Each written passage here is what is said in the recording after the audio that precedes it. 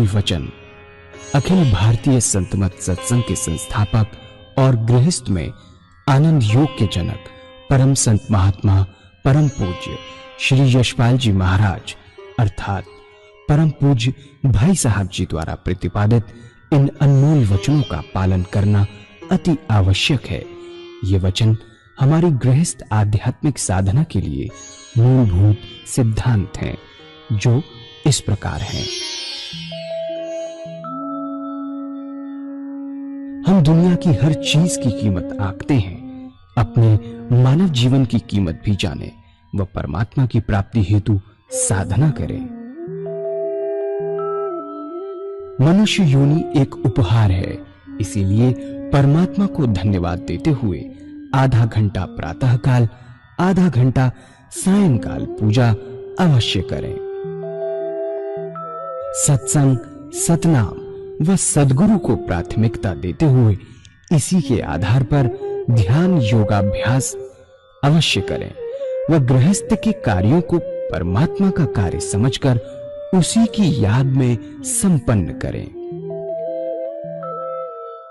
हर समय ये ध्यान रहे कि गुरु कृपा द्वारा परमात्मा की पवित्र सत्ता का हमारी आत्मा में वास है, अतः मन में निरंतर अपने इष्ट देव का जाप करें। मान सम्मान की इच्छा न करें व अपमान से दुखी न हो। परमात्मा के अतिरिक्त किसी और का भय न करें। दूसरों की बुराई न करें, न सुने, सत्य व मधुर बोलें, अश्लील शब्द मुंह से ना निकालें, सभी से नम्रतापूर्ण व सुंदर व्यवहार करें। धर्म पत्नी के अतिरिक्त अपने से बड़ी से माता जैसा, बराबर की से बहन जैसा व छोटी से पुत्री जैसा व्यवहार करें। सांसारिक जीवन यापन की आवश्यकताएं अंतहीन है, इसलिए अधिक से अधिक समय सत्संग में व धन परोपकार में खर्च करें। याद रखें, न स्त्री माया है, न धन दौलत, न ही परिवार। माया वह है जो हृदय को परमात्मा से दूर हटा दे। अतः निरंतर सत्संग और सद्गुरु की शरण में रहने का प्रयास करें। भोजन अपने इष्ट को अर्पण कर प्रसाद रूप में परमात्मा की याद में करें। रात्रि में सोने से पहले अच्छे बुरे कार्यों का आत्मनिरीक्षण कर उसका समुचित पश्चाताप करते हुए ध्यान करें व प्रभु की गहरी याद में ही विश्राम करें। परमात्मा तू ही है, तेरी इच्छा पूर्ण हो।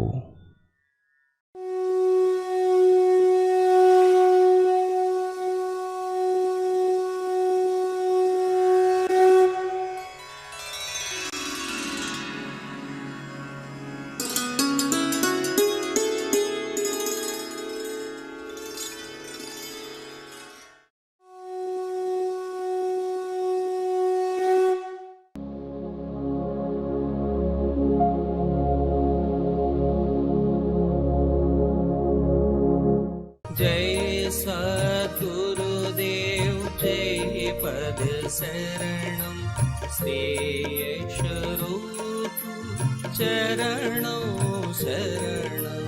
जय सद्गुरुदेव जय पद शरणं श्रेयस्वरूप चरणों शरणं।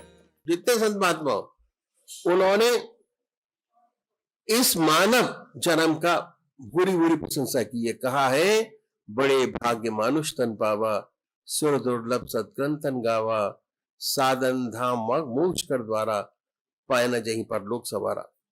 ऐसी मनुष्य योनि जो परमात्मा ने हमें दी है, परमात्मा की दिया हुआ एक गहना है, हमारे पास ही है।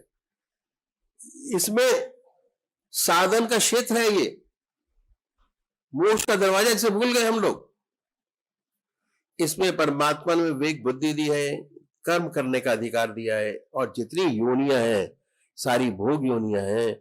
जितना कर्म करने का अधिकार मनुष्य मात्र को है, उतना किसी योनि में ऐसा साधन नहीं है। देवता लोग भी तरसते हैं इस योनि में आने के लिए। जितने धर्म हुए, जितने पंथ हुए, सब ने इस योनि की बुरी बुरी प्रशंसा की है। कबीर साहब ने कहा है कि कबीरा हर की भक्ति कर, तर्ब शिया रस चौंच, बार बार नहीं पाइए मानस जन्म की मौज। एक बार मिला है, फिर मिले ना मिले ये आपके कर्मों के ऊपर है। आपने पहले जन्म में अच्छे कर्म किए, इसलिए परमात्मा ने आपको ये समय दिया। आज जो करेंगे इसका फल आपको आगे मिलेगा, कर्मों का फल। तो बहुत सारे लोग पूजा पाठ करते हैं, सारे ही करते हैं एक तरफ से पूजा पाठ, और आध्यात्मिक देश हिंदुस्तान करा है इसलिए कि सारे पूजा पाठ में लगे होते हैं। ठीक है, अपने अपने तरीके से करते हैं। इसमें अगर थोड़ा सा एडिशन कर दिया जाए तब पूजा बहुत सुंदर हो जाए, वो है ध्यान। और ध्यान भी किसका?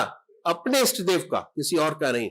तरीका आपके सामने रखा कि किस तरीके से ध्यान कराया किया जाए, बड़े आराम से किया जाता है। इसके दो तरीके हैं, एक इंडिविजुअल मेडिटेशन और दूसरा ग्रुप मेडिटेशन।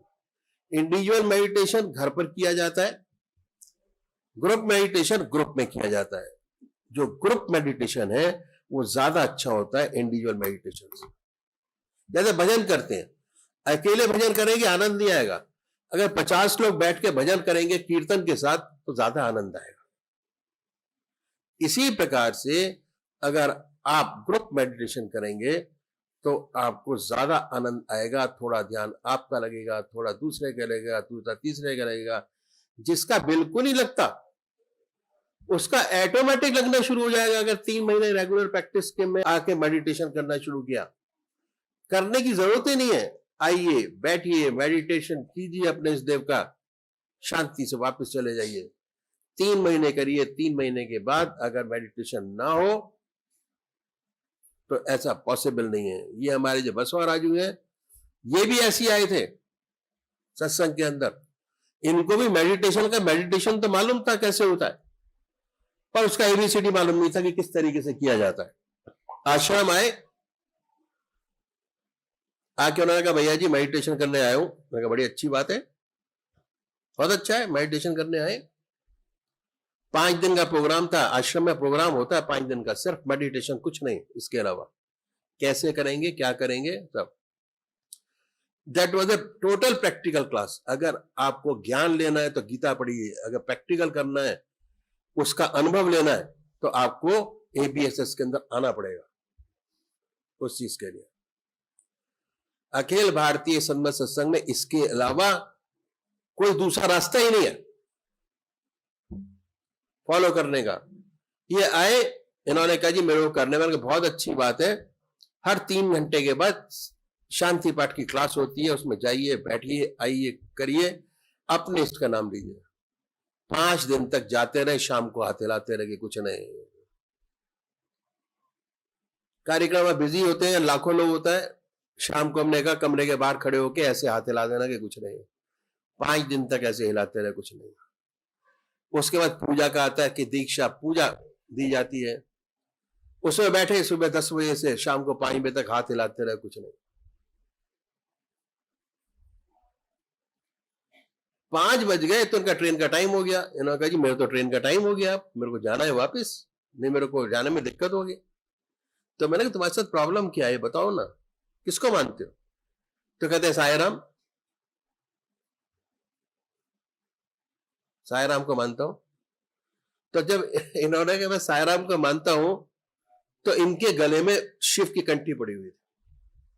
वो सामने आ गई निकल के। मैं ये क्या है? कहते साईं वो है शिव। मैं कहा भगवान काहे तू साईं राम को मानता है, why not go for Shiv? Shiv के करते ही बाकी एक्सपीरियंस ये बताएंगे उनको क्या अनुभव हुआ। ऐसा ध्यान लगा कि उनको होश ही नहीं रहा उसके बाद अपना। जो 5 दिन से बल्कि कितने सालों से तड़फ रहा था है अपने इष्ट को के ध्यान में जाने के लिए, उसको मिला तो क्या मिला होगा ये खुद अपना एक्सपीरियंस बता सकते हैं। वो अनुभव का विषय है, कहा ही नहीं जा सकता उस चीज को। तो मेडिटेशन का तरीका जो आपको कराया ये है, उसके बाद आगे क्या करना है आगे बताऊंगा। ఇప్పుడు గురుదేవులు ఇందాక మనకి ధ్యానం చేసుకునే విధానం చెప్పారు. ధ్యానం, ఏకాగ్రత, మానసిక పూజ, శారీరక పూజ అంటే ఏమిటి, మానసిక పూజ అంటే ఏంటి, ఈ విషయాలన్నీ కూడా గురుదేవులు తెలియచేశారు. మనం కూడా తెలుగులో చెప్పుకోవడం జరిగింది. అసలు పూజ ఎందుకు చేయాలి, ధ్యానం ఎందుకు చేయాలి, అసలు భగవంతుడిని ఎందుకు ఉపాసించాలి, ఏ వయసులో చేయాలి? చాలా మందికి, మనందరికీ కూడా ఉండేటువంటి నమ్మకం ఏంటంటే అపనమ్మకం, లేదా దాన్ని ధీమా అనుకోండి. గురువు గారు చెప్తున్నారు చెయ్యొచ్చులే ఎప్పుడోడప్పుడు. జీవితంలో 4 విధాలైనటువంటి ప్రతి మానవుడి యొక్క జీవితంలోనూ కూడా 4 విధాల దశలు ఉంటాయి. బాల్యం, యవ్వనం, కౌమారం, వార్ధక్యం. గురుదేవులు తెలియచేస్తున్నారు. ఫస్ట్ స్టేజ్ అంతా కూడా బాల్యం, చదువు, ఆటపాటలు, వీటిలో గడిచిపోతుంది. ఆ తర్వాత యవ్వనం, పెళ్లి చేసుకోవడం, ఆ తర్వాత గృహస్థాశ్రమం తాలూకు బాధ్యతలు, ఆ తర్వాత వార్ధక్యం. చాలా మంది ఏమనుకుంటారంటే 58-60 సంవత్సరాలు వచ్చిన తర్వాత చేసే పని, ముక్కు మూసుకుని కళ్ళు మూసుకుని కూర్చుని చేసేటువంటి పని ఇది అనుకుంటారు. మనుషుల్లో 199% మంది ఇదే భ్రమలో ఉండిపోతున్నారని చెప్తున్నారు గురుదేవులు. చిన్న వయసులో ఉన్నటువంటి పని 58 ఏళ్ళు 60 ఏళ్ళు వచ్చిన తర్వాత చచ్చినా సరే అవదని చెప్తున్నారు గురుదేవులు. 60 ఏళ్ళు అయిపోయాక, రిటైర్మెంట్ అయిపోయాక, లేదా మన బరువు బాధ్యతలన్నీ మన పిల్లలకి ఇచ్చేసాక అప్పుడు చూసుకుందాంలే అనుకుంటారు చాలా మంది. ఇది అసంభవం అని చెప్తున్నారు. అప్పుడు చేతిలో మాల తిప్పడం సరికదా, మనసులో భగవన్ నామం కూడా రాదని చెప్తున్నారు. కొద్దిసేపు చేతితో మాల తిప్పేసరికి చేతుల్లో పెట్టేస్తాయి, తీసుకెళ్లి పక్కన పెట్టేస్తాం. కొంచెంసేపు భగవన్ నామం స్మరించేసరికి వెంటనే ఆ 60 సంవత్సరాల తాలూకా ఆలోచనలు, ఇంట్లో కొడుకులు, కోడళ్ళు, మనవలు, మనవరాల తాలూకా బాధ్యతలు అన్ని గుర్తొస్తాయని చెప్తున్నారు. భగవన్నామం పొందాలన్నా, పరమాత్మ మీద, భగవంతుడి మీద మనసు ఏకాగ్రత చెందాలన్నా 16-18 ఏళ్ళ వయసులోనే జరగాలి అని చెప్తున్నారు గురుదేవులు. చూడండి, పిల్లలకి మనం చిన్న వయసులోనే చదువు, విద్యా బుద్ధులు నేర్పిస్తాం 16-18 ఏళ్ళ వయసులోనే. ఎందుకు? వాళ్ళకి మనసుకి ఎక్కుతుంది అప్పుడే, ఎటువంటి లోకజ్ఞానం తెలియదు, చక్కటి వయసు అది. గురుదేవులు ఏం చెప్తున్నారంటే ప్రాపంచిక విద్యలు ఏ వయసులో అయితే నేర్పిస్తున్నారో ఆధ్యాత్మిక విద్య కూడా అదే వయసులో నేర్పించాలి. 16 ఏళ్ళు 18 ఏళ్ళ నుంచే ఈ భగవన్నామం, ధ్యానం అనేటువంటిది నేర్పించాలని చెప్తూ ఉన్నారు. అసలు ఎందుకు చేయాలండి అనే ప్రశ్న తీస్తే గురుదేవులు చెప్తున్నారు, ఈ మానవ జన్మ అనేటువంటిది చాలా చాలా గొప్ప జన్మ. 84 లక్షల జీవరాశుల్లోనూ కూడా పరమాత్మ ఎంతో దయాకృపలతో ఈ మానవ జీవితాన్ని మనకు ప్రసాదించాడు. మిగిలిన జీవులన్నీ కూడా కేవలం బుద్ధిజీవులు. తమ మనసుకి ఏది ఆలోచిస్తే అది చేసుకుంటూ వెళ్ళిపోతాయి తప్ప పని చేసే ముందు, అనగా కర్మను ఆచరించే ముందు ఆలోచన, పరిజ్ఞానం కానీ, కర్మ చేసేటువంటి అధికారం కానీ వాటికి లేవు. కేవలం ఒక మనిషికే ఇచ్చేట భగవంతుడు పని చేసే ముందు అది చెడ్డ పనా మంచి పనా అని ఆలోచించుకునే యుక్తాయుక్త విచక్షణ జ్ఞానం అని చెప్తున్నారు గురుదేవులు. కనుక ఈ జ్ఞానాన్ని ఉపయోగించుకుని మనం ఏం చేస్తున్నాం, ఎటువైపు వెళ్తున్నాం, అసలు మన యొక్క మానవ జీవితం యొక్క లక్ష్యం ఏమిటి అనేటువంటిది ఎవరికి వాళ్ళు ఆలోచించుకోవాలి అని చెప్తూ ఉన్నారు. కబీర్ దాస్ గారు కూడా, సంత మహాత్ములైన కబీర్ దాస్ గారు కూడా అదే తెలియచేశారు. ఎంతో ఎంతో పుణ్యం చేసుకుంటే తప్ప ఈ మానవ జన్మ లభించదు, ఎప్పుడు పడితే అప్పుడు. ఒక్కసారి లభించినటువంటి ఈ మానవ జన్మని సువర్ణ అవకాశంగా భావించి సద్వినియోగం చేసుకుని ప్రాపంచిక విషయాలన్నిటినీ విడిచిపెట్టి కేవలం భగవన్ నామస్మరణతో జీవనాన్ని కొనసాగిస్తూ పరమాత్మను పొందడానికి భగవంతుడు ఇచ్చిన చక్కటి అవకాశం. గురుదేవులు తెలియజేస్తున్నారు, ఇందాక మనకి ధ్యానంలో కూర్చున్నప్పుడు కానీ, పరమాత్మ నామస్మరణ చేస్తున్నప్పుడు కానీ ఆలోచనలు వస్తూనే ఉంటాయని చెప్తూ ఉన్నారు. మనం ఎప్పుడో గత జన్మలో పుణ్యం చేసుకున్నాం, అందుకే ఈరోజు మహాత్ముల సమక్షంలో కూర్చుని భగవంతుడికి సంబంధించిన 4 మాటలు వినేటువంటి అదృష్టం కలిగింది అని చెప్తున్నారు గురుదేవులు. ఇప్పుడు ఈ జన్మలో మనం ధ్యానం, సాధన, అభ్యాసం చేసామనుకోండి, మరలా జన్మ అనేటువంటిది పక్కన పెట్టి ఈ సాధన అనేది ఆఖరి సమయంలో ఉపయోగపడుతుంది అని చెప్తున్నారు. ఎప్పుడైతే మనం మానసిక పూజ అనేటువంటిది చేయడం అలవాటు చేసామో, శరీరానికి ఎంతో చక్కటి జీవితం, కుటుంబంలో అందరూ కూడా ఈ ధ్యానం, ఏకాగ్రత అనేటువంటి విధానాన్ని అనుసరించినట్లయితే చక్కటి గొప్ప వాతావరణం ఏర్పడుతుంది. ఇల్లంతా కూడా దేవాలయంగా మారిపోతుంది. ఇళ్లలో జరిగేటువంటి గొడవలు కానీ మానసిక సంఘర్షణలు కానీ ఏవి ఉండవు. సుందరమైన వాతావరణం ఏర్పడుతుంది మీ ఇంట్లో అని చెప్తూ ఉన్నారు గురుదేవులు. కనుక ఈ ధ్యానం అనేటువంటిది ప్రారంభ స్థితి నుంచి క్రమక్రమంగా ఒక్క రోజులో పొందేటువంటిది కాదు. ఏకాగ్రత అనేది చెప్తున్నారు గురుదేవులు. అభ్యాసం సాధన చేయగా ముందుకు వెళ్తూ ఉంటాము అని చెప్తూ ఉన్నారు. మనం ఇంట్లో ధ్యానం చేసుకోవడానికి అందరం కలిపి ధ్యానం చేయడానికి చాలా తేడా ఉంటుందని చెప్తున్నారు గురుదేవులు. ఇంట్లో ఉదయం అర్ధగంట, సాయంత్రం అర్ధగంట ధ్యానం చేస్తూ వారానికి ఒకసారి సత్సంగ్ వచ్చి ఎక్కడైతే సత్సంగ్ సోదర సోదరీమణులు అందరూ కూర్చుని గ్రూప్ మెడిటేషన్ చేస్తారో, అంటే సామూహికంగా ధ్యానం చేస్తారో, అక్కడ ఇంకా ఎక్కువ విశేషమైన ఫలితం వస్తుందని చెప్తూ ఉన్నారు. మరి ఈ మానసిక సాధన అభ్యాసం, ఈ ఆనందయోగ విధానాన్ని పొందిన వాళ్ళు చాలా మంది గొప్ప గొప్ప అనుభవాలు పొందారు. మన సోదరులు బసవరాజు గారు కూడా మొట్టమొదట ఈ మార్గాన్ని వారు ఆచరించి ఎంత లాభాన్ని పొందారో ఒకసారి మన బసవరాజు గారు మా సంస్థ ఈ అఖిల భారతీయ సంస్థ గురించి, ఈ ధ్యాన మార్గం గురించి తెలుసుకుని కొద్ది రోజులు ధ్యానం చేయడం ప్రారంభించారు. మా ఆశ్రమానికి కూడా వచ్చారు, అనంతపూర్లో సత్సంగ ఆశ్రమానికి. అక్కడ శ్రీరామనవమి భండారా జరుగుతుంది 5-6 రోజులు. శ్రీరామనవమి సమయంలో 5 రోజులు అక్కడ ఏర్పాటు చేసినటువంటి ఆధ్యాత్మిక కార్యక్రమంలో పాల్గొన్నారు. ప్రతి 3 గంటలకు ఒకసారి వెళ్ళి అక్కడ శాంతిపాటలో ధ్యానంలో కూర్చునేవారు. ఇలా 5 రోజులు గడిచిపోయి 6వ రోజు ఆయన వెళ్ళిపోవడానికి ట్రైన్ టైం అయిపోయింది. సాయంత్రం 5 గంటలకి గురువు గారి దగ్గరికి వెళ్ళి, మహారాజ్ నా ట్రైన్ టైం అయిపోతుంది, నేను వెళ్ళిపోతున్నాను. నాకు ఈ 5 రోజులు కూడా ఎటువంటి ఏకాగ్రత కలగలేదు, ధ్యానం కుదరలేదు, మీరు చెప్పినట్టు చేసినా సరే అని అడిగారు.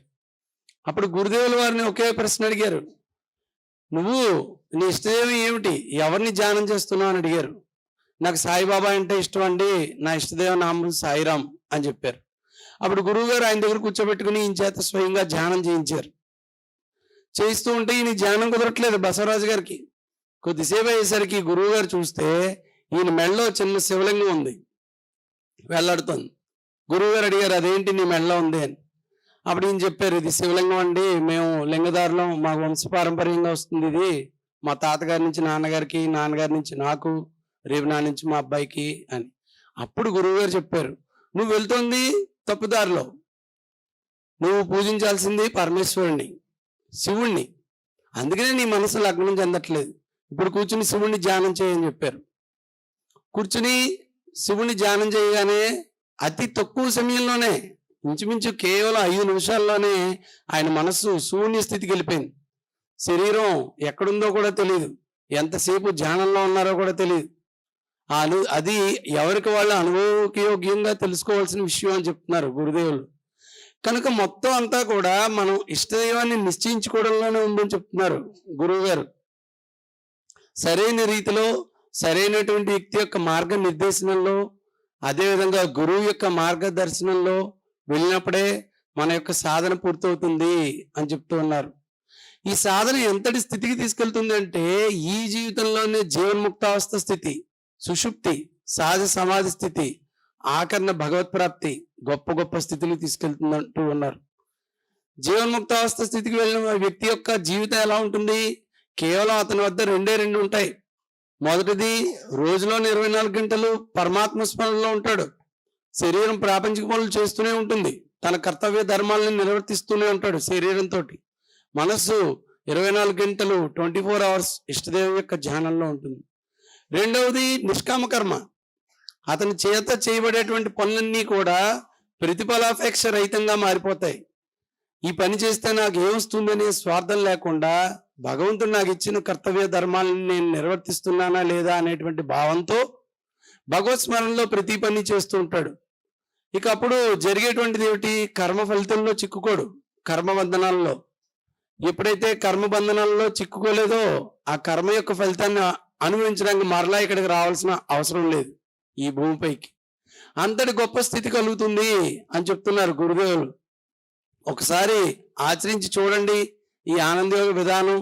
ఒక 3 నెలల పాటు పట్టుబట్టి గురుదేవులు చెప్పిన విధంగా మానసిక పూజ ఆనందయోగ విధానం ద్వారా, మా విధానం ద్వారా ధ్యానం చేసి చూడండి. 3 నెలల తర్వాత మీ యొక్క అనుభవం ఎలా ఉందో తెలియచేయండి అని చెప్తున్నారు గురువు గారు. ध्यान रखा कि काम का समय न लिया जाए, because we are very busy. जिससे पूछो भगवान का नाम लिया, कहते सब टाइम ही नहीं है. आईटी इंजीनियर से पूछा भाई काम करता है, कहते ये छोड़ देता हूं बाकी सारे काम करता हूं, वेरी बिजी. ये मन का वहम है बहुत जबरदस्त. तो इन संतों ने इस बात का विशेष ध्यान रखा कि काम का समय न लिया जाए. अब ये देखा कि कौन सा समय खाली है हमारे पास. तो गहन अध्ययन के बाद ये पता लगा कि हमारे पास भोजन करने का एक समय है जो खाली है. आधा घंटा भोजन जब करते हैं तो हमारे पास और कोई काम नहीं होता भोजन के अलावा, क्योंकि जो करते हैं खाने के लिए करते हैं. जो भी काम करते हैं शरीर के लिए किया जाता है. अब वो भी ठीक तरीके से ना किया जाए तो जिंदगी का कोई फायदा नहीं है. आज की तारीख के अंदर अगर वो भी ठीक तरह ना करें तो लाइफ इज टोटली बेकार.